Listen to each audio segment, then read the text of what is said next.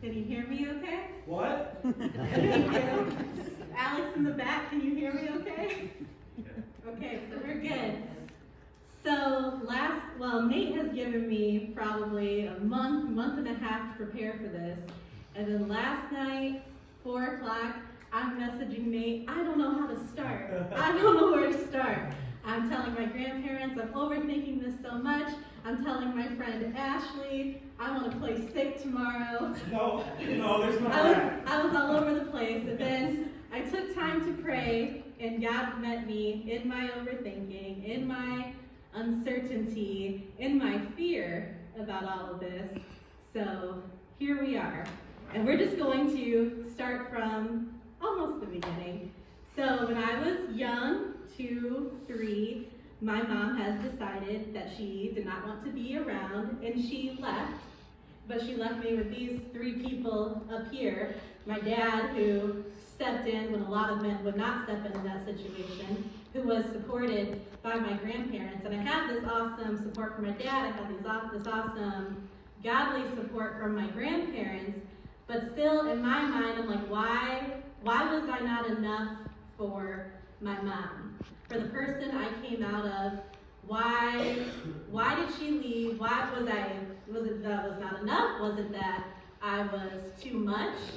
And that affected me probably all up until recently. I had a relationship with her where we would talk, but our conversations would mostly be about the fact that I'm overweight. There would be times where I would go visit her and she would make me fast for 3 days and not eat, or make me just eat fresh vegetables for a week. And then I would cry. I was hungry, I was stressed, I was away from my dad.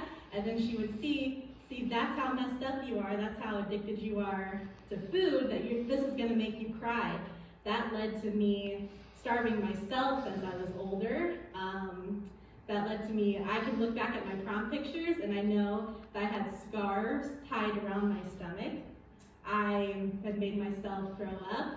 And these are things that I chose to never tell anybody because I wanted to appear like I had it all together. I had this great support system. I claimed to have a relationship with Jesus. So why did I still not feel like I was enough?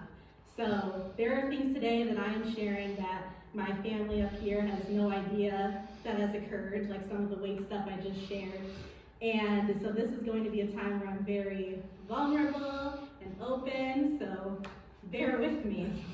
So I grew up at River of Life Church, and I would say I was the definition of a double life Christian. I led the youth group at the church. I was on the board for a minute. I did the sound at the church, but then I would be out with friends or with my family, sitting in probably almost every way possible. And I'm looking back, why was I like this? And it was because I wanted approval from everyone and anyone, all because I did not get it from one person, my mom. But my mind wasn't realizing, I have Jesus, I don't need people's approval. And when you are spending your time trying to get the approval of people, you lose the purpose God has for you. And that is where I was at. It got to a point to where I did walk away from River of Life altogether. And I remember it was a winter. I was driving downtown Franklin Street, super icy roads. My car crossed all 4 lanes of traffic, but my car was not touched. And then my radio had a Christian radio station on, which I probably hadn't listened to Christian music for almost a year probably at this point. I had the song East to West on by Casting Crowns. And then that's when I had my real experience with God. Like, okay, you're real. What do I do now? And then I did have a brief moment to where I did return back to River of Life. But again, I was still caught up in the same shame I had from messing up, from the guilt I had for not being honest with people about myself. And it all crowded in my brain, and I decided I was going to move to Memphis, Tennessee without telling anybody. And that is exactly what I did. And at the time I had met a man, and pictured above, on a prayer app, and we were talking. I loved him, he loved me, and I went and I moved with him and started a life there. After a short time of being there, I found his mom in her restroom after having a stroke one morning, and I talked to her a little bit, but those were the last words that she ever said, and she died shortly after. And so my husband, which I knew at the time he had an alcohol issue and he was living a sober life, but what I did not know was that there was a deeper meth and fentanyl issue. And he was clean for a while, but then after the death of his mom, that quickly changed. I remember we were out to eat and I saw a little thing of like a powdered substance fall out of his pocket, and I knew it was not anything good. So I decided I was going to grab it, go in the back of the restaurant quietly, flush it down the toilet. That is what I did. And I came back and he knew what I did, and he was already high, and he choked me in the middle of a restaurant. Nobody is noticing this somehow. And then I'm like, hey, we just need to leave. So we paid, I got us out of there. I was driving, obviously. And then he is out of his mind, calling his drug dealer. And the guy's name was Jamie. And he's like, I need more. My wife flushed this down the toilet. And I yelled over the phone, because I have a big mouth, Jamie, I promise if you show up at my house, I will call the police so fast.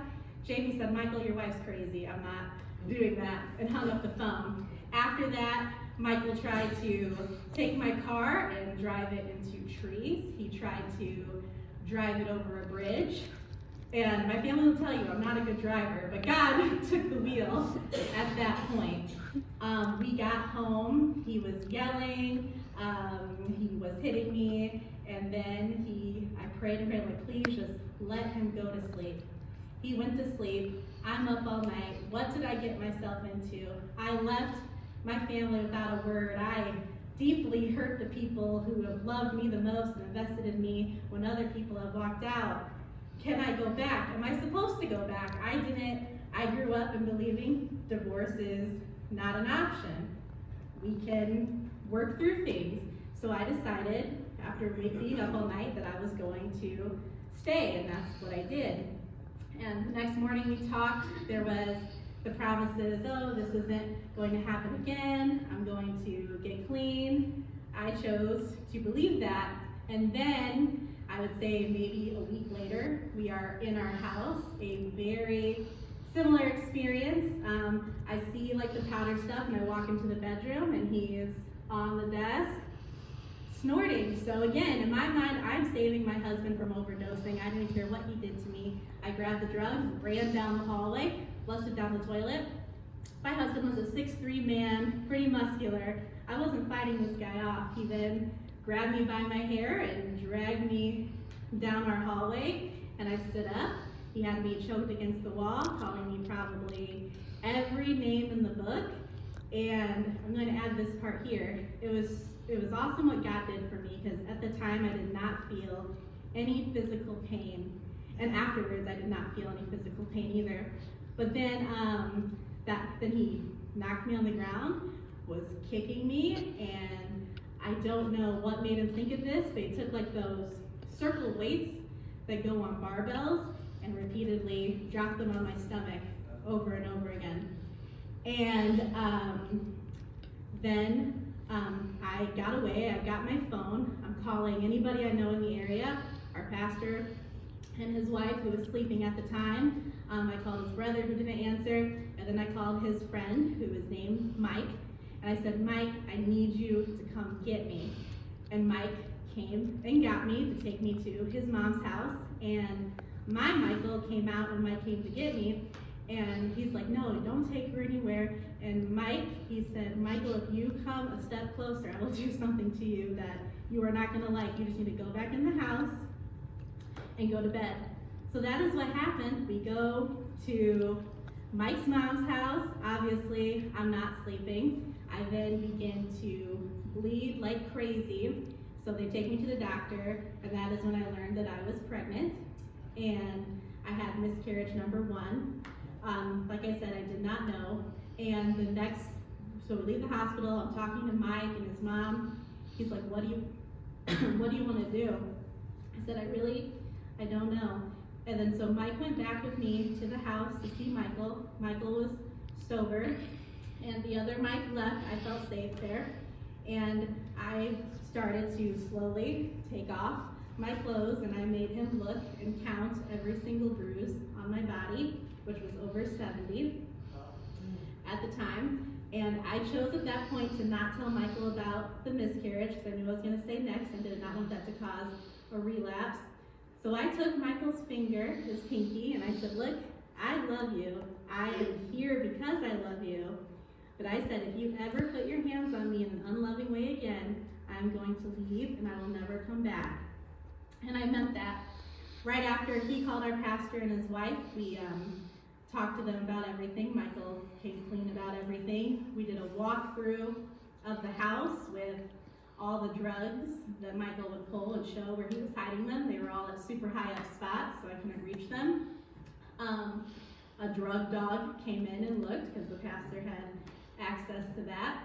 Michael then, that's when he started turning location on his phone because I couldn't trust what he was doing. I was provided a lot of drug tests to give Michael whenever I wanted, and if he wanted to take it, he knew that is when I was leaving. And at that point, he broke down. Michael, he was a crier, but this crying was, it was real. He knew that what he was doing was wrong and that he needed to change, not just for me, but for himself.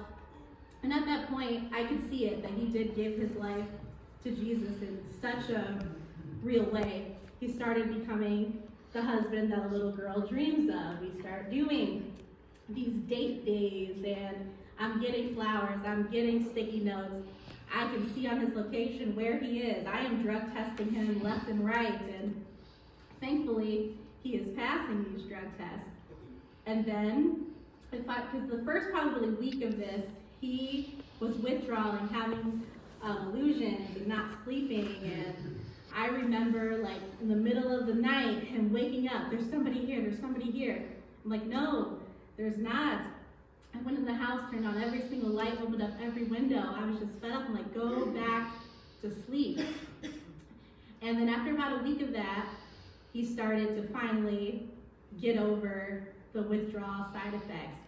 And then I started to finally feel more comfortable, not completely comfortable, and more safe in my house and with my husband. And there was one point where he was driving home from work, his location was not on, his phone went straight to voicemail. I'm worst case scenario, what is happening? So I took a metal baseball bat to his drug dealer Jamie's house because I knew where he lived. I had no idea what I was gonna do with this metal baseball bat, but again, in my mind, I'm saving Michael's life. I get there, banging on the door. Jamie answers it. He said, Allison, Michael is not here. He said, look, I like you, I respect what you're doing, but if you ever come to this house like that again, you will not be leaving this house. Shortly after, Michael FaceTimes me. He's with his dad at his house, and then Michael's like, where are you? And I showed him on the phone. I'm at Jamie's. Michael again, crying. He's like, I can't believe I put you in a position to do this. And I was just like, I can't believe I put myself in the position to be doing this. But then time is going on, and again, like I said, I'm starting to feel safer. Things are getting better. We are stopping on the streets and praying for people. I am seeing him feed homeless people. I am seeing somebody grow in Jesus in a way that I've never seen before, and it was a privilege to see that. And then there was a Saturday where it was our weekly date day. We went to a restaurant. He showed me his new job site. He was an electrician, and then he decided that he was going to show me a river that he went swimming in as a kid with his brother. So we're going down. There's a group of teenagers stuck in a Jeep in the mud. Michael pushes them out, prays with them, and then we go talk to a guy fishing on the shore. And the guy's like, because Michael wanted to swim. It was July, 110 degrees in Tennessee, it's hot. The guy made the joke, hey, if something happens to you, I'm not jumping in to save you. But we were just laughing, and then Michael takes his shirt off and hands me his stuff, kisses me, and he's like, I'm going swimming. So he goes swimming. He's like, babe, take pictures for my brother. So I'm taking these pictures for his brother, and a few seconds go by. Michael's head goes down, and it's not coming back up. I'm pacing back and forth on the shore, like, come on, come on. The guy fishing is like, come on, buddy, where are you? And then I start, like, taking off my clothes, like, I'm again gonna jump in for this guy. And the guy fishing stopped me, and even though he said he wouldn't, he jumped in. There was men in a canoe, they jumped in, nobody's seeing him. At this point, I hadn't really had a real conversation with my family at all during this time, because again, I was just feeling ashamed and guilty. And so I call my dad, and I'm telling him on the phone what's happening. I'm hyperventilating. You can hear him, he's like sounding like he's going to cry. And then I threw up on a police officer's shoe. And about 3.5 hours later, search and rescue found Michael's body 30 feet below, and he had passed away. And I remember squatting down at the base of the river, again, like, what is happening? But then I truly felt God tell me, he's like, you're not going to be okay right now, but you are going to be okay. And I'm going to use this for my glory. And at the time, that's probably the most clearly I ever heard God. But then it's, what do you do now? I'm 26 years old, planning my husband's funeral. My family is coming through for me, even though I had hurt them greatly. And then we have a funeral. The day of the funeral, which was a beautiful service. This last song my grandpa played, I Got Saved, was played at Michael's funeral because that was one of his favorite songs. And then after the funeral, we all go to eat to a Chinese restaurant, which is Michael's favorite. I go to the bathroom, and I find that I'm bleeding like crazy again. I chose not to say anything. I chose to be alone in all this. And then my family went back to Indiana, and I was gonna drive there slowly, but I went to the hospital first, and that was miscarriage number 2 with Michael's baby. And so then I make it back home, and I am in shock. I don't know. I'm wanting to restore things with my families, which is stuff I'm still working on, but I'm like, what do I share? What do I not share? And I just basically, the past years, have chosen isolation more than anything. And when you choose to be alone and isolate yourself, that's kind of like the devil's playground on your mind.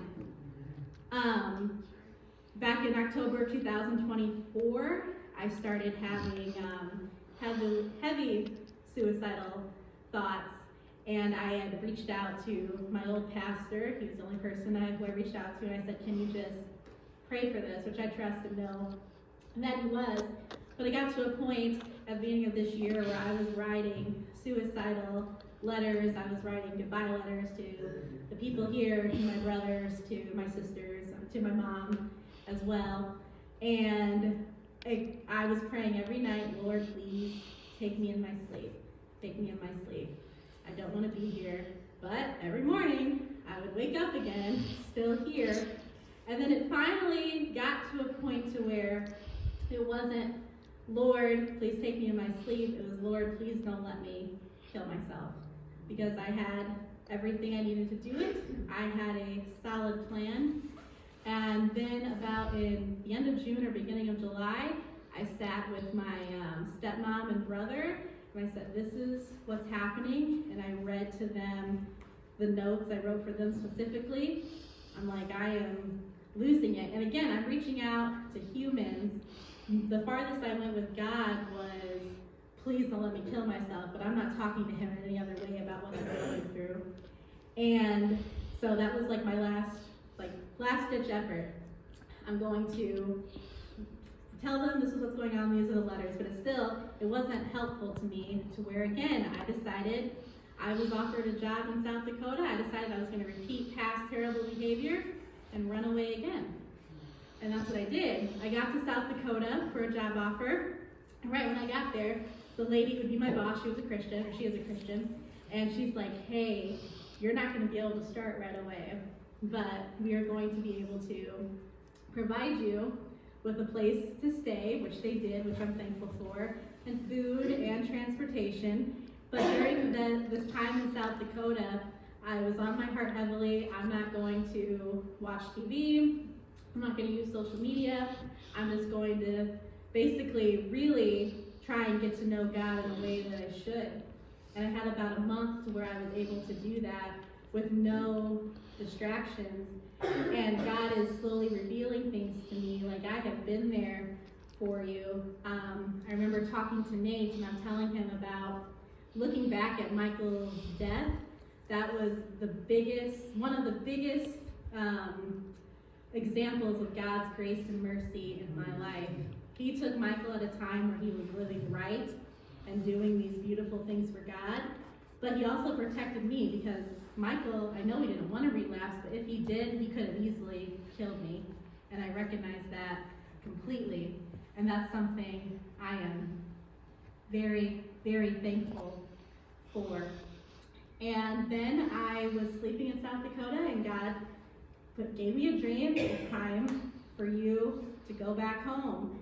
It's time for you to really not just say you're going to live again, but live again. It's time for you to not just want to try and restore things with people. It's time to let me do that through you, restore things with people. He's like, you need to trust me, you need to trust my timing. Have I been doing everything right? Probably not, but I feel more joy and peace than I probably have in 30 years, and I am 30.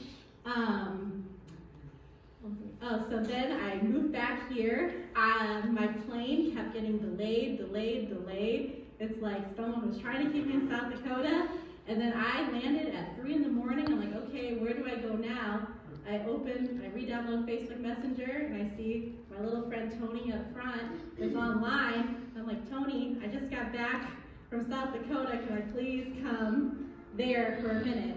And he's like, absolutely. I get there, he had breakfast ready, and then we went to church the next morning to River of Life, where my grandparents were, and who, without a second thought, let me come stay with them.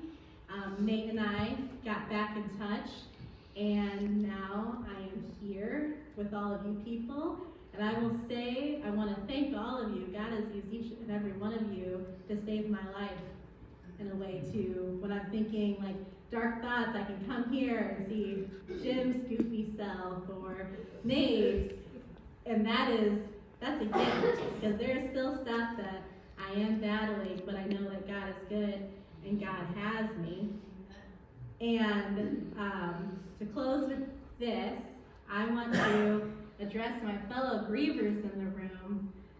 I know it's feeling pain makes you feel closer to the person you've lost, but I don't want any of us to get trapped in that pain. There's other ways to feel close to that person. I would talk to you about your person, look at pictures, but pain is not the way to go, because that is how you get trapped, and that is how you start isolating yourself, and that is dangerous. I had my pastor's wife in Tennessee. She sat me down at a visit, and she said, Allison, God does not call you widow. He does not call you by your pain. He does not call you by your grief. He still calls you Allison. So Hannah, Misty, Allison, Barb, God is not calling you by your grief. He's not calling you by your pain. He's calling you by your name. And then to anybody in here who may be struggling with addiction, God wants to break those chains for you. You just have to let him. And this one's for me too. The people in here who need to restore relationships, life is short. You could be on date day and then your person drowns in front of you.